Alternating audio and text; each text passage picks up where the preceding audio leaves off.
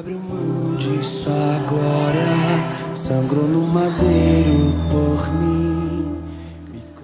Fala galera, bom dia, sejam todos muito bem-vindos. Meu nome é Douglas Elias e eu tô aqui com vocês para trazer mais um vídeo da série Heresias Cristológicas. Galera, hoje nós trataremos do nosso 11º vídeo sobre as heresias que foram surgindo na história a respeito da pessoa de Jesus Cristo. Eu tenho um vídeo gravado sobre isso, mas eu resolvi gravar um áudio para trazer algumas informações adicionais a respeito dessa heresia, principalmente porque me ocorreu de no domingo estar assistindo ao culto e o pregador da noite pregar explicitamente essa heresia denominada subordinacionismo, e me causou espanto que ninguém na igreja percebeu a grave heresia que ele estava ministrando. Portanto, nesse vídeo, galera, eu quero falar um pouco mais sobre o que é o subordinacionismo e quais são os riscos que ele oferece à ortodoxia.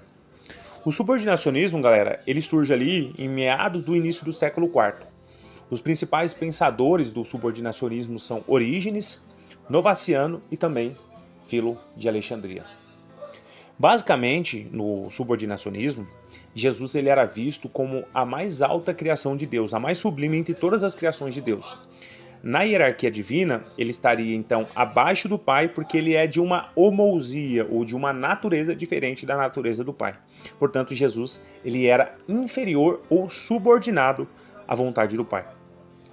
No subordinacionismo, Jesus ele é visto como o Salvador da humanidade, ele é visto como o único mediador entre Deus e os homens, porém, estando subordinado eternamente à autoridade soberana do Pai, que é Deus em essência.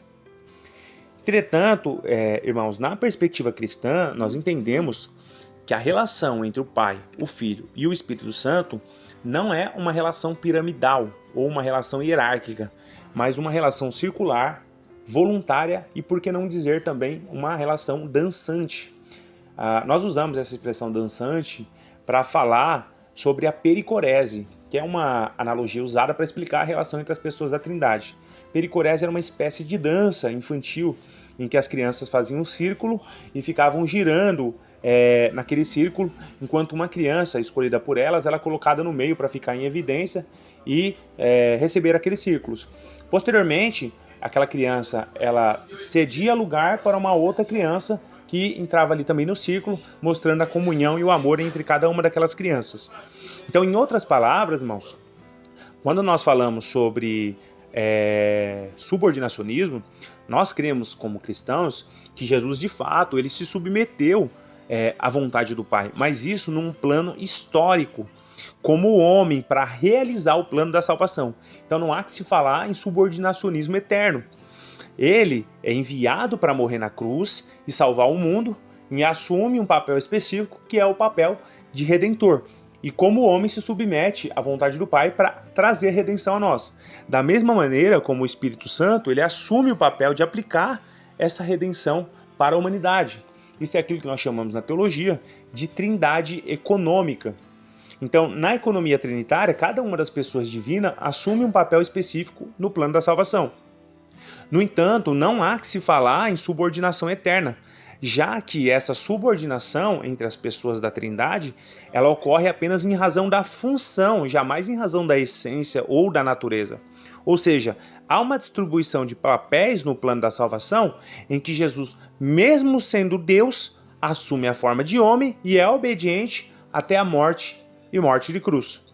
No entanto, não há que se falar em uma subordinação eterna ou ontológica entre as pessoas da Trindade, pois na eternidade existe uma relação perfeita e circular de amor entre as três pessoas da Trindade, em que cada uma delas é coigual em essência, em poder, em divindade e em soberania. A subordinação de Jesus ao Pai, ela é uma subordinação voluntária e histórica, jamais eterna e ontológica. E o mais triste de tudo é saber que, embora essa heresia ela tenha sido condenada no Concílio de Nicéia, e mesmo após 2000 anos, ela é frequentemente pregada nos púlpitos e ensinada nas igrejas como se fosse uma doutrina correta, quando na verdade trata-se de uma heresia gravíssima que traz dois problemas muito sérios. Primeiro, Se Jesus foi criado, ele não é eterno. Ora, se Jesus não é eterno, ele não pode ser Deus, pois um dos predicados ou das características, dos atributos de Deus é ser eterno. Segundo, se Jesus está debaixo da autoridade de Deus, ele não é soberano. Logo, ele não pode ser Deus, porque soberania é um dos predicados, dos predicativos, dos atributos, das qualidades de alguém que é Deus.